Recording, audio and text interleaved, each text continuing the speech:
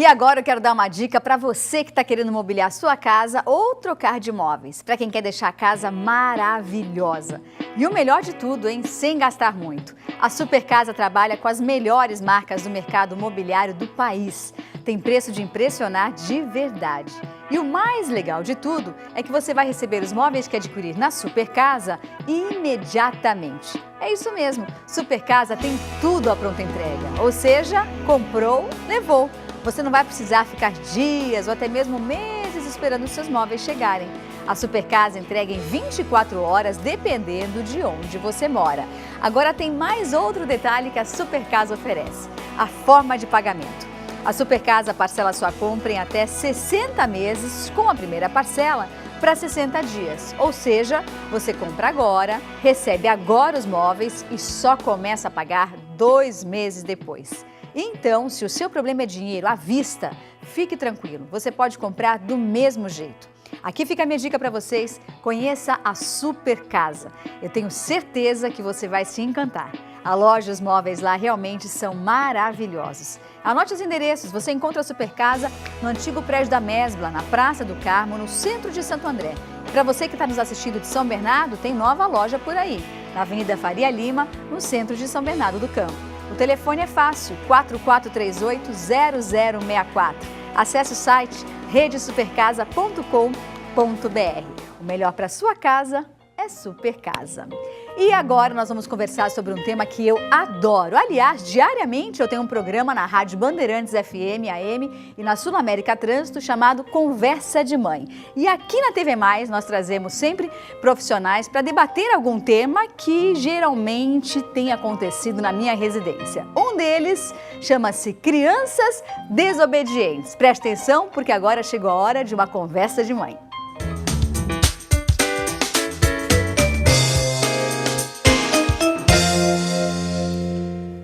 Seja bem-vindo, Robson Soares, nosso psicólogo, que vai esclarecer tudo sobre esse tema. Boa tarde, obrigado. Obrigado pelo convite novamente. Vamos agradeço. Falar mais tema, vamos trazer a psicologia para discutir esses temas. Eu sempre digo que, às vezes, o que dá certo na teoria, na prática, quando a gente se torna mãe ou pai, nem sempre dá certo, né? E quando a gente fala de criança desobediente, eu acho que tem muito isso. Você não acha, Robson? Hoje, um índice muito grande lá no consultório, que nós atendemos, são reclamações dos pais sobre isso mesmo. Olha, ele não consegue me obedecer, ele não consegue parar. Então, porque mudou muita coisa hoje, né, Isabelle? O mundo mudou, a criança mudou, né, e os pais mudaram também. Né? A forma de se criar, eu acho que mudou. E tem uma questão importante que eu acho que cabe a gente falar aqui, que são os valores das famílias. Isso, para mim, na minha opinião, que tenho meus pais até hoje do meu lado e que sempre foram muito ponta firme comigo, eu acho muito importante. O principal, que você falou de família, mesmo hoje famílias diferentes que nós temos, ou seja, com pais separados ou mesmo crianças sendo cuidadas pelos avós, é importante sempre, o que eu sempre falo para os pais, é importante sempre lidar com a verdade.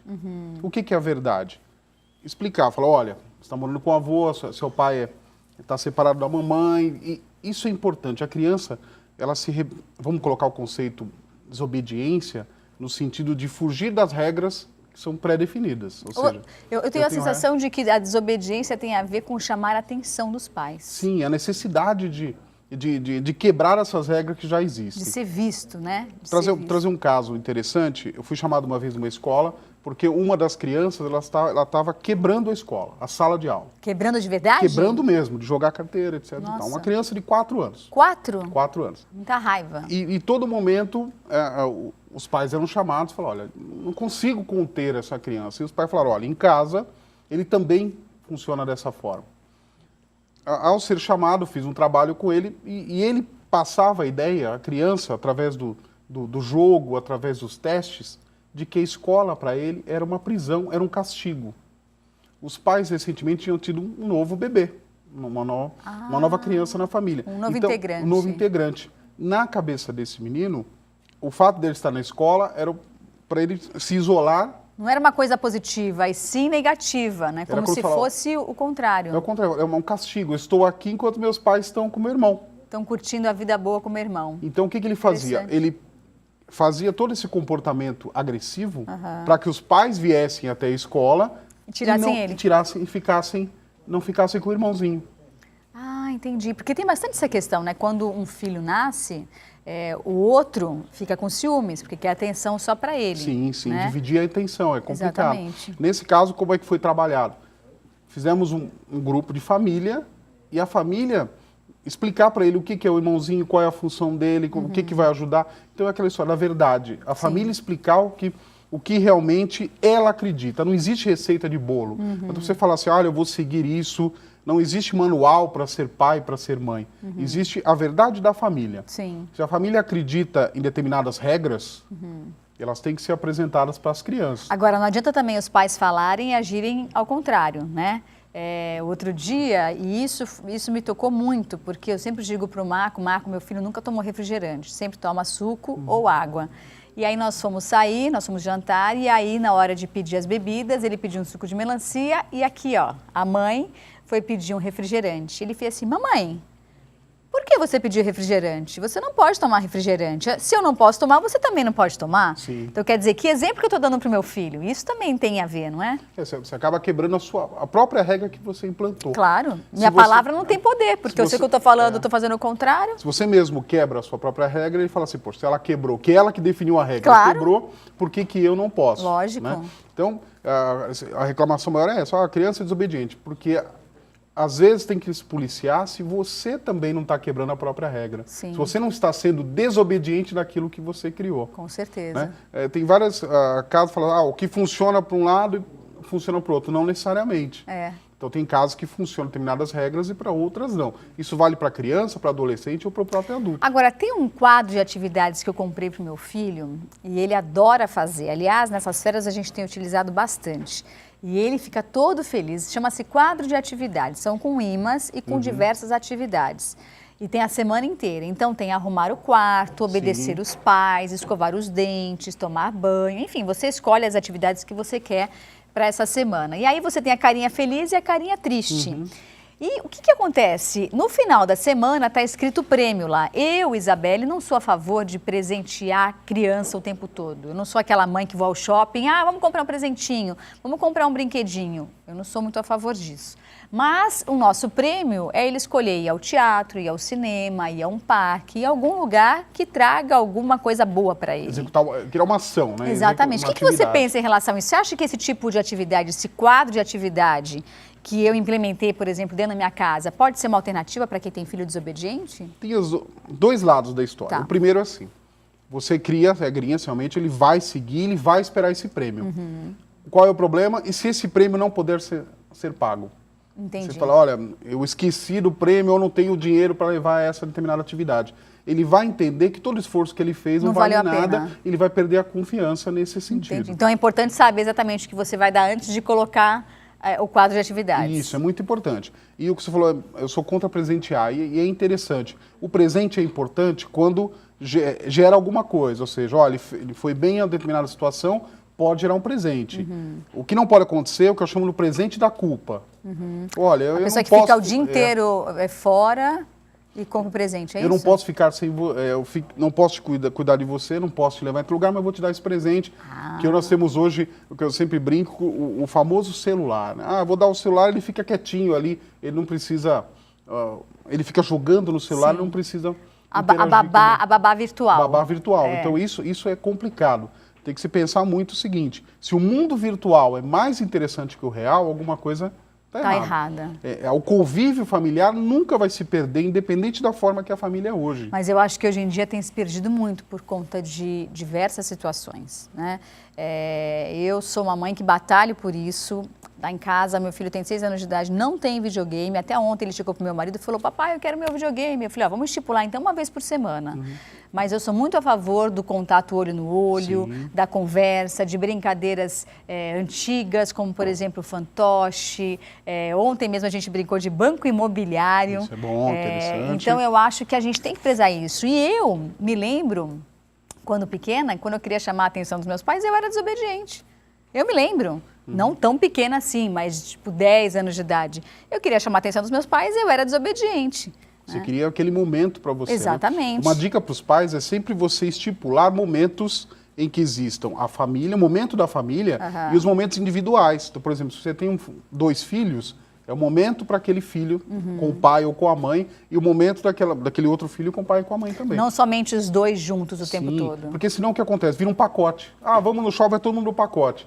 E esquece-se um pouquinho da individualidade de cada um. Ainda mais se você tem pessoas que têm casais...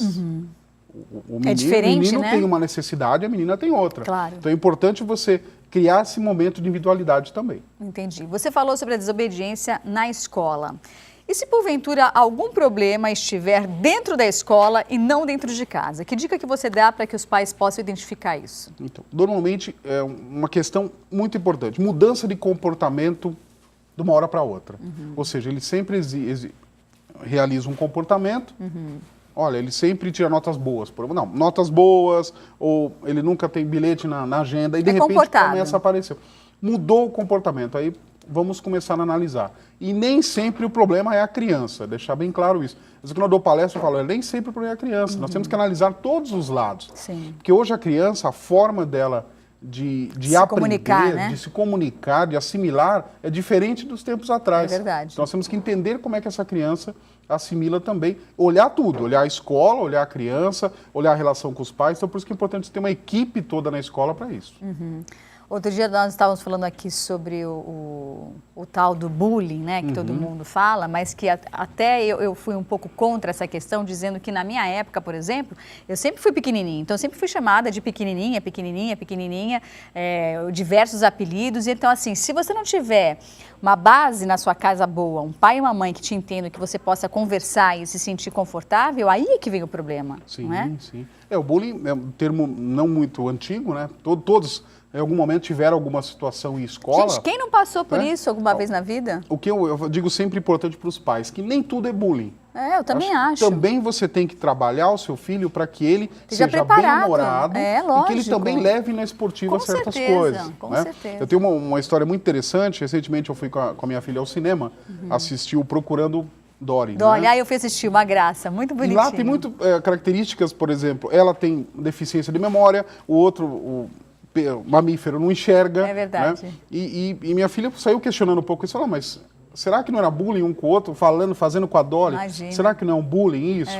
Então, isso me fez pensar o seguinte, ou seja, olha como tá, tudo eles acham que é bullying. Invertido, Né? Eu falo, olha, o bullying, ele é caracterizado quando você faz uma chacota de alguém que não compra a ideia. Então, eu vou brincar com aquela pessoa, vou fazer mal a ela, mas ela não sabe disso, ela não gostou disso. Porque quando você tem 2 pessoas que, olha, foi uma amizade de muitos anos, que tem essa liberdade da brincadeira, não caracteriza o bullying. Sim. Porque os 2 estão na mesma... E você tem que estar preparado para a vida, gente. A vida é isso. Sim, a vida ela vai... Eu me lembro quando eu tive o primeiro problema dentro da escola, e aí eu fui contar para minha mãe foi muito sábia, ela fez assim também, Isabelle, bem-vinda ao mundo real. Isso daqui não é o parque de diversões. Aprenda a se virar, aprenda a se defender.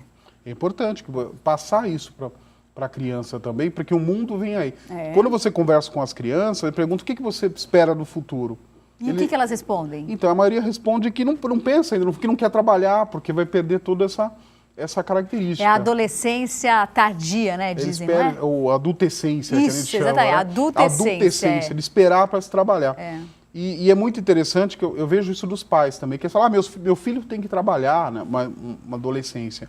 Mas eu pergunto para os pais, como é que vocês vendem o trabalho para o seu filho? Você chega em casa e fala, não aguento mais trabalho, esse trabalho é uma droga, estou lá porque eu preciso do dinheiro. Qual é a imagem que você passa? Qual a finalidade de vida, né? A criança não vai querer trabalhar, ela não vai ter essa noção. Então ela vai, e a criança desobediente vai quebrar as regras, que também tem um momento que é natural, que a criança comece a questionar as regras que ela tem. Agora, eu acho que a desobediência está ligada diretamente aos limites que os pais dão para esses filhos. Você não acha? Sim, tem os limites, mas entra naquilo que nós falamos. Cada família vai criar um conceito de limite.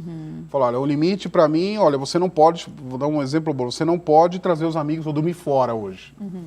Mas a outra família deixa. Então é sempre pensar a diferença do comum, regras comuns, que são de cada família.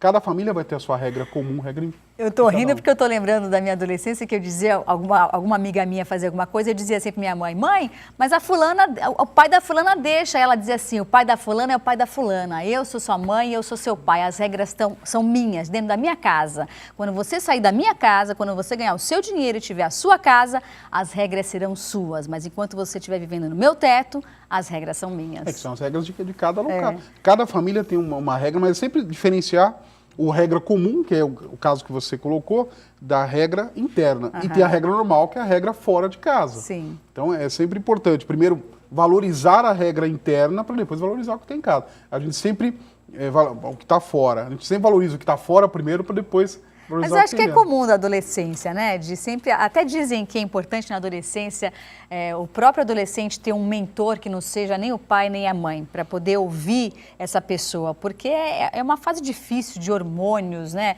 Tudo acontece ao mesmo tempo, enfim, não é fácil. É a frase que eu mais uso de adolescente, aí eu falo com você coisas que eu não consigo falar com meu pai e com a minha mãe. Então você acaba virando um mentor, um direcionador. Eu acho importantíssimo ter esse mentor. E é importante ter alguém, um mentor, que não julgue. Sim. Porque o pai e a mãe... Que ele se sinta confortável para se abrir, né? O pai e a mãe, eles vão colocar as regras dele, porque o papel é importante. E o adolescente, por mais que o adolescente reclame, ele gosta de regras. É lógico. Ele precisa de alguém cuidando dele. E olha, Robson, digo mais, eu acho que não somente adolescente, mas todos nós, seres humanos, se você chegar para qualquer pessoa, você como psicólogo pode dizer melhor do que eu. Se eu chegar para você hoje e falar, olha, você tem, sei lá, 100 milhões de reais, você quer fazer o que da sua vida? Vai chegar um dia que você vai cansar de ficar, de acordar e não saber o que vai fazer da tua vida, né? Acho que nós, seres humanos, a gente precisa de algumas regras. Sim, é necessário. Eu sempre uso uma frase que é assim, nós sempre damos valor para as férias porque nós temos o trabalho para fazer. Ou seja, a férias só existe porque você tem o trabalho. Com certeza. Se você viver sempre em férias, as suas férias acabam virando trabalho. É verdade. Então você tem que existir essa diferenciação de que tem coisas que são necessárias, que são importantes. Pais, deem limite para os seus filhos, que os seus filhos vão ser mais desobedientes. Certo, Robson? Isso. Vamos passar o contato do Robson, vai entrar aqui na tela. Robson Soares, psicólogo. Obrigada, Robson, pelo bate-papo. Adorei, viu? Tchau, tchau. Obrigada, muito obrigada. Eu que agradeço. Eu vou para um rápido intervalo e já a gente volta para falar sobre spray de esmalte. Esmalte em spray, já ouviu falar? Eu não. Daqui a pouco, logo após o intervalo.